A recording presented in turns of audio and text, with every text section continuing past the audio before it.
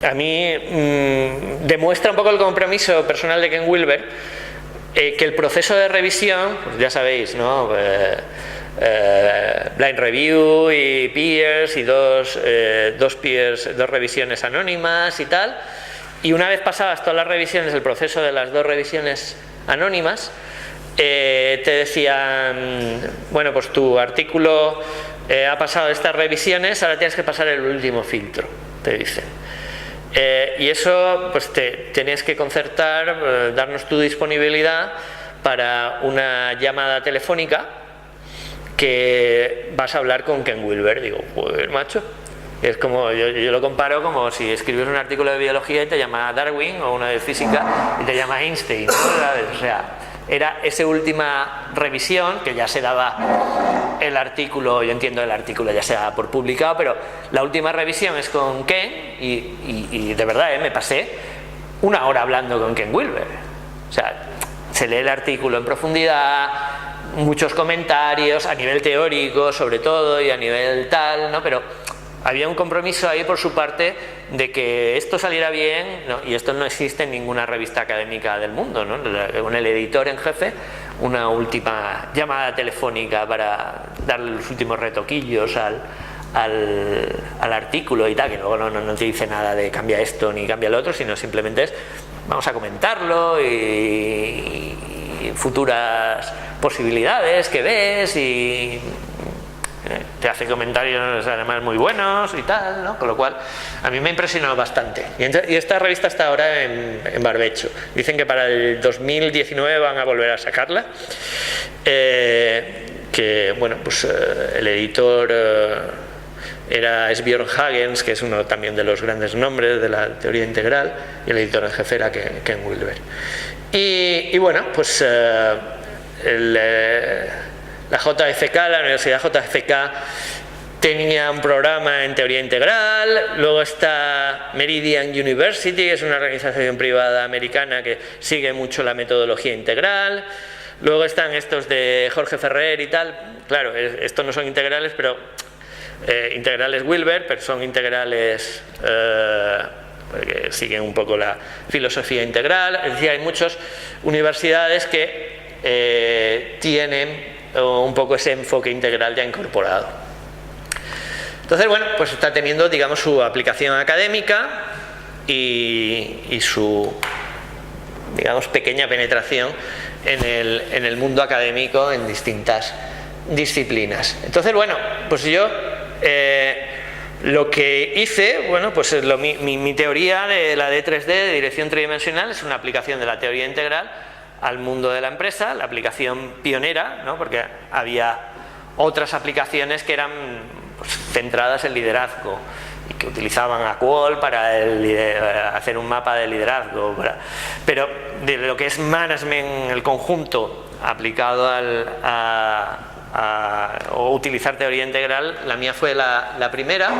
Y entonces, bueno, para digamos que vestirlo a nivel académico, utilicé el proceso de metatriangulación, pues el libro ya lo había escrito en el 2004, pero para el artículo académico que hice, que se publicó en la revista JCR y tal, me costó la vida, ¿no? Pero porque decían, ¿esto de dónde sale? Es que teoría integral y tal, pues le sonaba muy marciano y me lo tumbaban, pero al final lo conseguí publicar. ¿Por eso de aquí mandaste una copia? Sí, sí. ¿Aquí de Castellón? Sí. No, en congresos sí que se posicionaba bien, no había problema, pero luego a la hora de publicarla en revistas buenas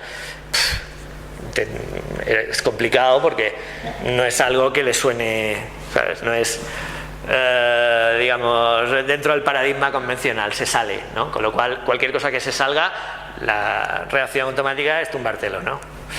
Desgraciadamente en el mundo académico. Y utilicé el proceso de metatriangulación, que es un proceso de construcción de metateoría que desarrolló Joy Pitre y Lewis y Grimes, que se basa en el método tradicional de construcción de teorías monoparadigmático, pero que tiene esa característica multiparadigmática para integrar teorías, ¿no? Entonces, bueno, es un proceso que consta de 3 fases y, bueno, pues la primera fase es de revisión multiparadigmática. Se trataba de hacer una revisión de todos los paradigmas en la primera fase que han existido dentro de la administración de empresas, y yo ahí utilicé la herramienta básica de la teoría integral, que es el AQUAL, ¿no? El AQUAL es la matriz de 4 cuadrantes que, bueno, pues tratan de clasificar todo lo que es la realidad en 2 dimensiones: la dimensión de lo individual y lo colectivo, y la dimensión interior y la dimensión exterior de la existencia humana. Entonces es, bueno, pues una matriz que sirve para un roto y para un descosido, para, digamos, integrar cualquier cosa que tú quieras analizar desde un punto de vista integral, muy sencilla, pero a la vez te permite meter mucha complejidad, pero su base es muy sencilla: singular, plural, dentro, fuera, ya está.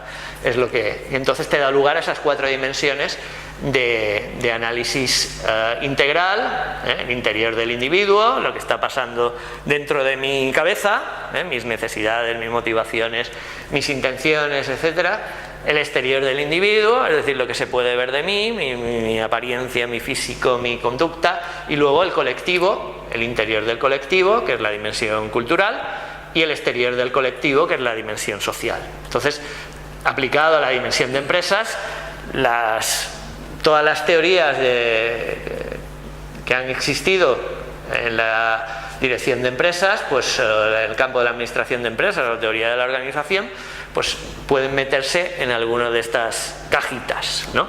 Y nos encontramos, bueno, sin ánimo de ser extensivo, no están todas, y por ejemplo todas las nuevas no están en este análisis, ¿no? Luego comentaremos un poco alguna de ellas, pero las clásicas sí que están. Se pueden meter en alguna de estas perspectivas. Y bueno, pues ves determinados patrones. Ves, por ejemplo, que hay muy pocas teorías que figuren en varios cuadrantes. Por tanto, las teorías siempre toman una perspectiva, se ponen unas gafas bastante limitadoras, de que lo ven desde una perspectiva muy determinada, social, fundamentalmente, porque nuestra disciplina lógicamente es una ciencia social. Pero también otras pues lo miran desde lo cultural, otras lo miran desde el punto de vista del interior del individuo, otras del exterior del individuo, etcétera, etcétera, ¿no?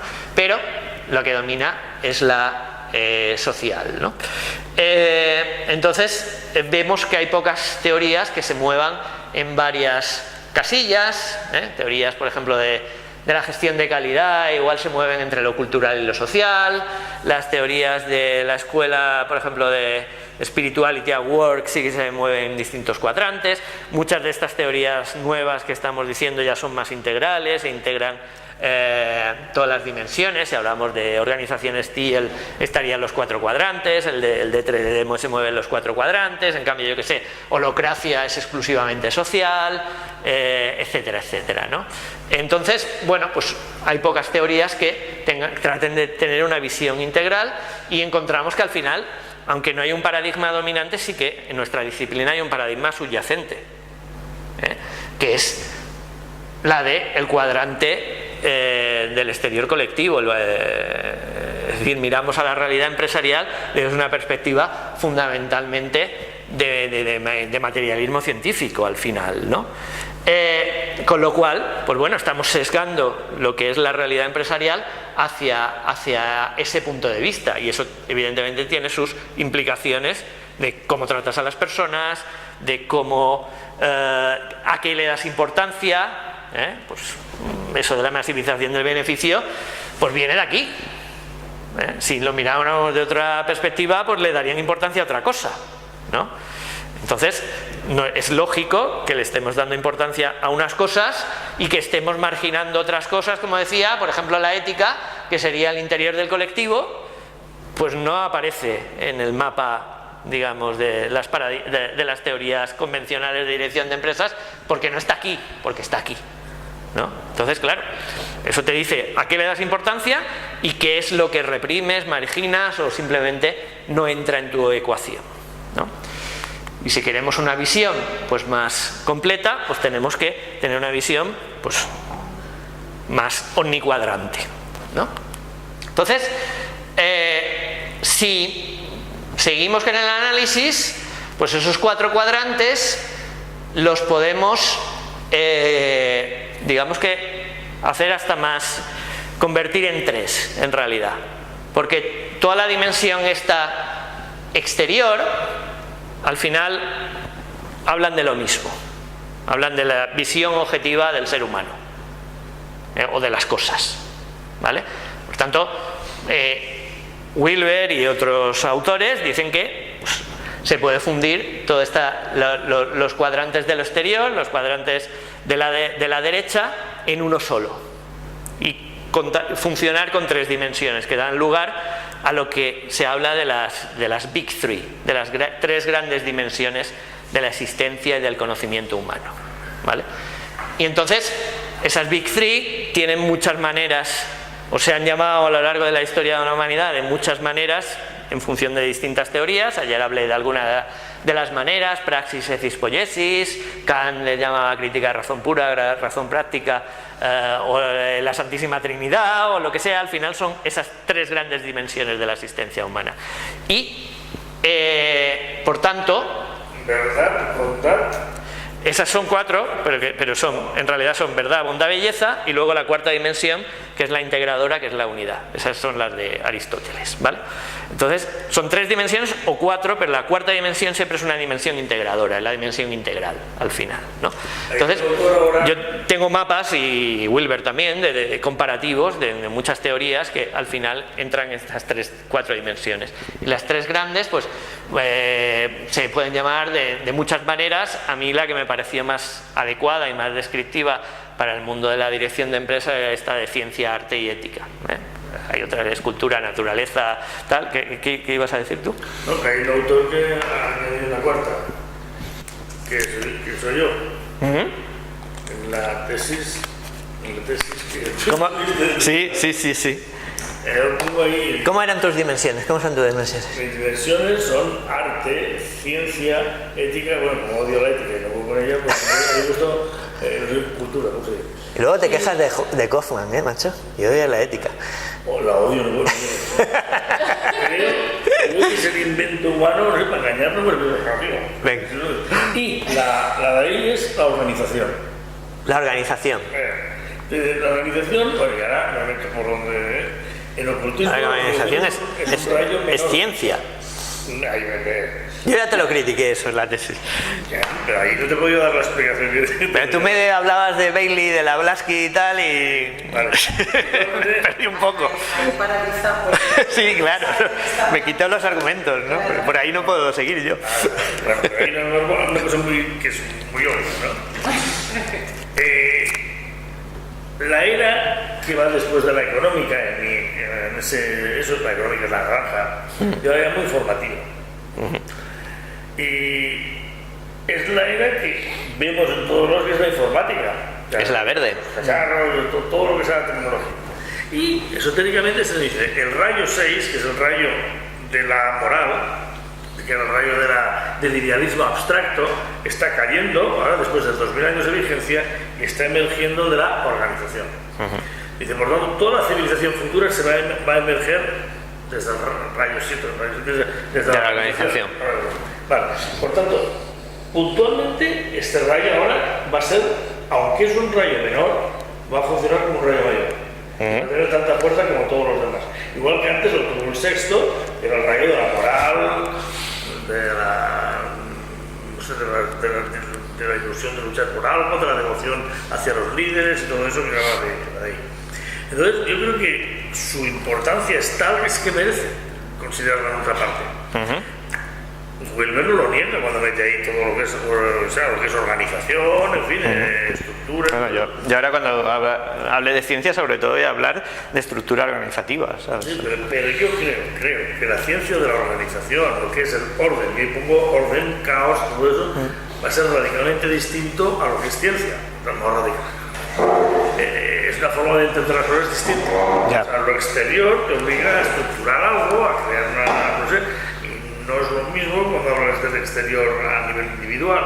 Y lo que quiero decir es que estamos entrando en una era que lo organizado va a tener un patrón fundamental que justifica que sea una cuarta una cuarta dimensión ahí. No me resuena mal, pero bueno, que se puede meter ahí perfectamente, se puede meter ahí perfectamente. Yo eso no lo llamaría ciencia, la organización, el orden, tiene una parte de ciencia, es obvio, pero tiene mil cosas más. Tiene mil cosas más, claro.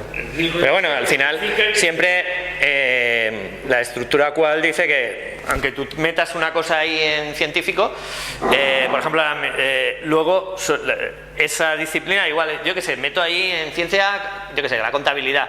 La contabilidad tiene una ciencia, tiene un arte y una ética, o tiene los 4 cuadrantes a la vez, aunque yo la haya metido fundamentalmente en un cuadrante que sea su cuadrante dominante, con lo cual volvías a tener las 3 dimensiones o las 4 dimensiones a la vez, ¿no?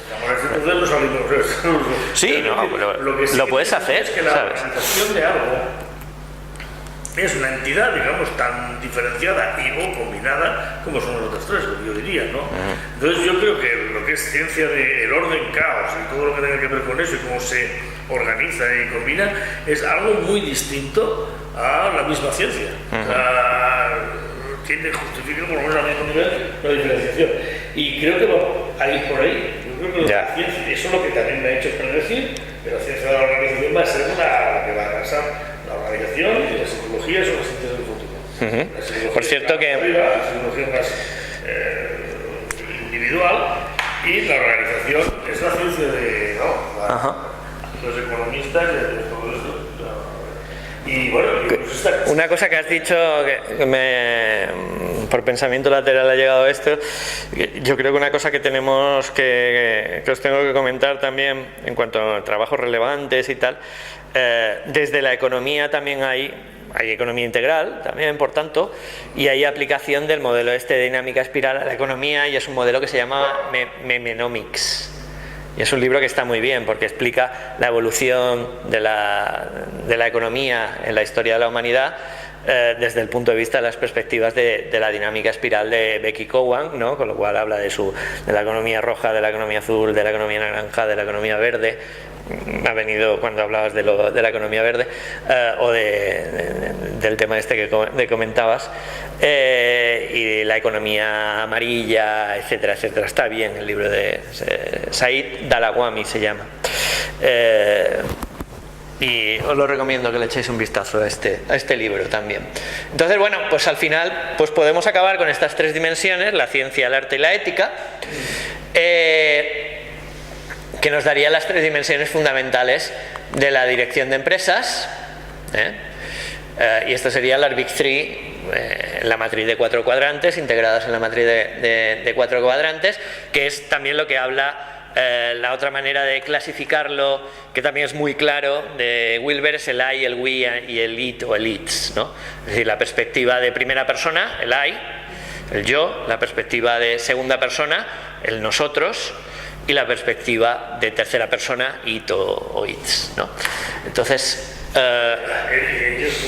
él y ellos juntos, sí. Y no hay you.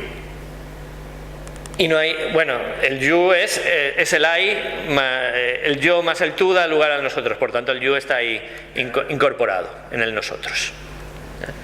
Hay un artículo en que defiende, pero hay mucha gente que la...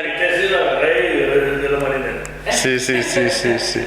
Le han criticado de que falta el tú y tal, y él tiene un artículo que explica cómo el we incluye al tú. Entonces, bueno, esto es lo mismo, y bueno, pues al final da lugar a las 3 dimensiones de las que os hablé yo, ¿no? Con lo cual, ayer. Es una perspectiva multidimensional de la dirección de empresas que yo creo que rompe con este dimensionalismo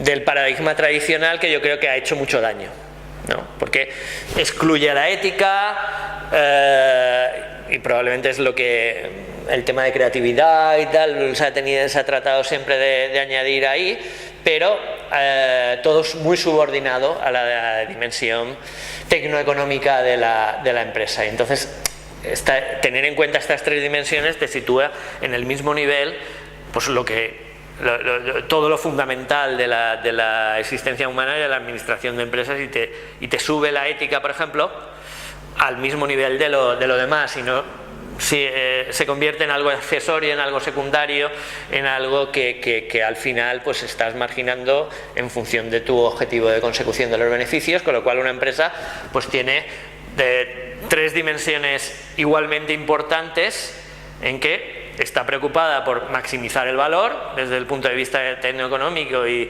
maximizar su productividad y la calidad de sus productos y servicios, pero a la vez está también preocupada igualmente por maximizar el desarrollo de las personas, de la organización y de los productos y servicios desde la dimensión artística, por tanto es la dimensión de desarrollo y de futuro de la organización, y está igualmente pues comprometida y preocupada por maximizar también el bien común, ¿no?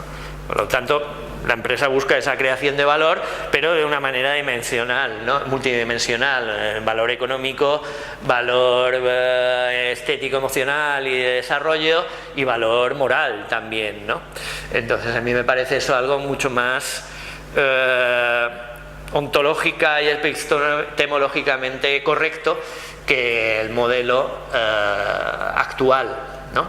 Y luego, bueno, pues estas tres dimensiones al final dan lugar a una cuarta dimensión, de manera que la 3D se convierte en los cuatro fantásticos, o las cuatro fantásticas, que es la dimensión espiritual. La dimensión espiritual, la dimensión que integra estas tres dimensiones en una unidad esencial y que tiene como subdimensiones, en primer lugar, el propósito, el alcanzar un propósito superior, y en segundo lugar la construcción de comunidad, ¿no? La comunión sería, ¿no? Es decir, de esa manera una empresa sería una comunidad de personas encaminadas a un propósito superior, que buscan alcanzar un propósito superior, y ese propósito siempre tiene que ser superior. Eso es algo que yo creo que es importante señalar y que lleva lugar a muchas confusiones desde el punto de vista de mucha gente de las organizaciones TIEL, del campo de las organizaciones TIEL. Yo, por ejemplo, en una conferencia de organizaciones TIEL salió ahí una chica que hizo una pregunta y dijo: mira, mi empresa, estamos aplicando la gracia y nos consideramos una organización TIEL, pero nuestro fin último o nuestro objetivo es la maximización del beneficio, pero eso está consensuado, ¿no? Con lo cual, creo que somos TIEL, ¿no? Y hizo esa pregunta. Y desde mi punto de vista, no puede ser una organización TIEL si tú estás exclusivamente buscando la maximización del beneficio, porque eso te lleva a que tienes tu triángulo no equilibrado, sino desequilibrado. No es un propósito superior. El propósito superior tiene que ser algo que vaya más allá de los propósitos individuales de cada una de esas dimensiones, ¿vale? Por tanto, tiene que ser algo que trascienda lo tecnoeconómico, lo estético-emocional y lo moral, ¿no? Tiene que integrarlos todos en uno solo. Maximizar el beneficio, por mucho que pues estéis muy consensuados y tal, es un viejo modelo, digamos, ¿no? Y eso puede dar lugar a confusiones desde el punto de vista de cómo la LU lo articula bien al final, pero como no lo queda tan claro, y como no tiene estas tres dimensiones anteriores, pues puede dar lugar a cierta confusión, ¿no? Tiene que ser un propósito superior, tiene que ser un propósito al final de segundo orden, ¿no? Entonces, bueno, quería acabar hablando. Entonces, así es como yo monté la metateoría, y si queréis el artículo lo puedo compartir con vosotros, un artículo que publiqué en el European Management Journal de construcción de esta metateoría en función de este proceso de metatriangulación, de la metodología de metatriangulación combinada con la cual, y que me daba lugar a la construcción del modelo de 3D, ¿no? Y bueno, luego quería acabar hablando un poco de la holocracia y de la sociocracia, que yo creo que son pues las otras grandes aportaciones que vienen de esas teorías postconvencionales, sobre todo a nivel práctico. Está muy bien, pues, es decir, Vamos a confiar en las personas, vamos a darle poder a las personas y tal, pero ¿eso cómo se hace? ¿No? Entonces estos tienen la metodología de pum, pum, pum, pum, pum, pum, súper científica, súper... el how to es súper mascadito. Entonces yo eso lo integro en la de 3D, porque no se trata de reinventar la rueda, y hago mis determinadas variaciones y tal, y a veces combinación de sociocracia, pero mi modelo de, digamos, de gobernanza, por tanto de la dimensión científica de estructura organizativa, es básicamente, yo diría que holacrático, ¿no? Tira más a la holacracia que a la sociocracia, aunque incorporo un poco a las dos. Entonces vamos a hablar un poco de las dos, un poquitín mezcladas, porque en realidad se parecen mucho y bueno, tienen un tronco muy común, aunque la sociocracia tiene una base más verde y la holacracia tiene una base más teal, como veremos. Entonces, bueno, me quedan 10 minutitos, ¿no? Acabo, ¿no?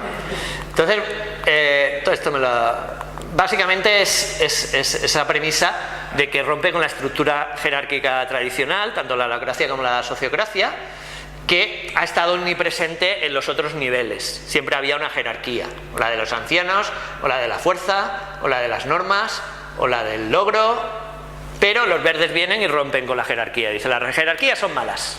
Tenemos que ser todos iguales y tal, y tener en cuenta las opiniones de todo el mundo, y se crean las organizaciones puramente verdes, 100% verdes, que normalmente cuando hablamos de organizaciones verdes estamos hablando de esto de donde se aplica es las comunidades intencionales y en este tipo de sitios, ¿no? Pero si hablamos de Patagonia como verde, al final ahí hay una jerarquía tradicional y tal, con lo cual no es totalmente verde, ¿no? Pero sí, en esos ámbitos, yo qué sé, en un Podemos, en un tal, pues aquí todos somos iguales, ¿no? Y el método asambleario y bla, bla, bla. Entonces tratan de introducir una heterarquía, porque dicen, la jerarquía es mala, y es la fuente de todos los males de la humanidad. Vamos a cargarnos la jerarquía y vamos a crear una heterarquía en que todos somos iguales, ¿vale? Es un sistema heterárquico. Claro, la jerarquía tradicional evidentemente es mala, pero la jerarquía esa que nos disgusta a la mayoría, en realidad es lo que se llama una jerarquía de dominio.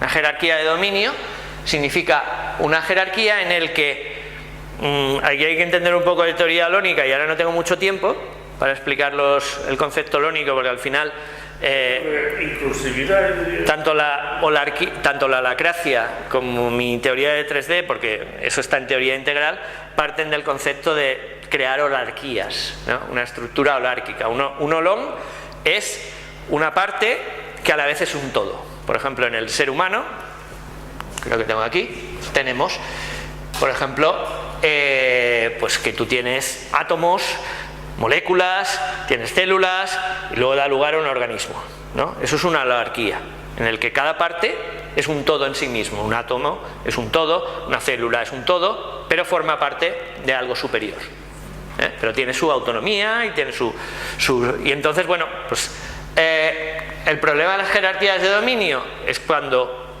una unidad, que es una persona en ese caso, sube a un nivel superior y domina a unidades de su propio nivel. Es decir, una persona domina a un grupo de personas. Ahí estás convirtiendo un holón inferior, lo estás subiendo de nivel, y eso es malo, ¿vale? Pero lo que dice la teoría integral es que las jerarquías, hay jerarquías por tanto malas, que son las jerarquías de dominio, porque están haciendo esa alteración de lo que sería una jerarquía natural, pero hay jerarquías buenas que son de crecimiento. Es decir, esa jerarquía que os he contado, que va del átomo al organismo, es buena, y hay una jerarquía. Para yo escribir un libro necesito una jerarquía en que hay letras, hay palabras, hay frases, hay capítulos y hay libros al final, ¿no? Eso son holarquías. Por tanto, toda la naturaleza está organizada en función de esa estructura holárquica, por tanto de jerarquía de crecimiento. Entonces las jerarquías no son necesariamente malas. Entonces como la heterarquía no funciona, esto del consenso y tal, te lleva a la parálisis, pues la holocracia sobre todo ha creado una estructura holárquica, ¿vale? Que tiene en realidad sus puntos de referencia en los métodos sociocráticos que fueron desarrollados muy antiguamente, a principios del siglo XX, basados en los principios de consenso cuáqueros. Y tiene su origen en Holanda, donde primero se crea, es una empresa holandesa de una persona, Gerard Endenburg, que había estudiado, que tenía en una escuela de origen cuáquero, o una escuela cuáquera, ¿no? Y entonces cogió esos principios de consenso y los llevó un poco heterárquicos en este sentido. La sociocracia, digamos que tira mucho más hacia eso, y los aplicó en su empresa, y eso se convirtió en un método organizativo democrático, participativo, etcétera, etcétera, que dio lugar a la sociocracia. Y la sociocracia en realidad en Holanda es una estructura organizativa que está legal, reconocida legalmente. Hay sociedades anónimas, hay sociedades limitadas y hay sociedades sociocráticas, o hay sociocracias. Tú te puedes constituir legalmente como una sociocracia, pero digamos que tiene su peso en los Países Bajos, la sociocracia. Luego una evolución de esa sociocracia tradicional, muy verde, eso es verde a muerte, es la sociocracia 3.0, que lo que hace es combinar la sociocracia tradicional con metodologías ágiles, ¿vale? Entonces ahí hay un salto y es mucho más eficiente la estructura de la sociocracia 3.0.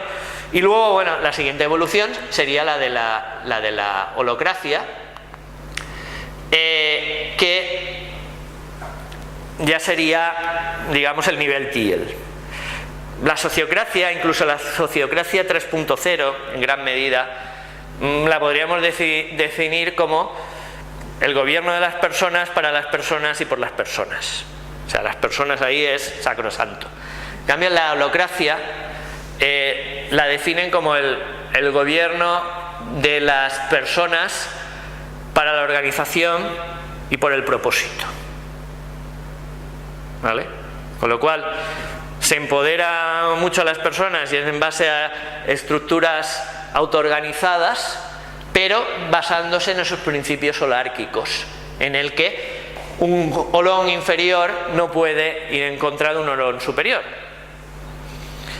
Y la holarquía es algo muy de estructura organizativa y por tanto de cuadrante inferior derecho, aunque es una filosofía también organizacional, en el sentido de que para ellos el holón fundamental no es la persona.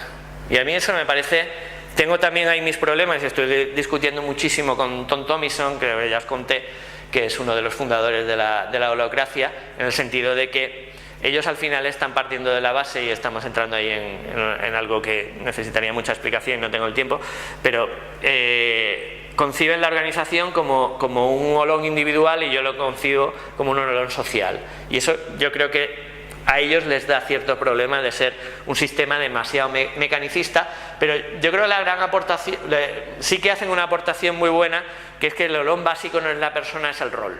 Tú pensarías, ¿cuál es el holón básico de una organización? La persona, diría mucha gente enseguida, ¿no? Hay las personas, hay los departamentos, o los equipos de trabajo, los departamentos, y luego está la organización en sí. Eso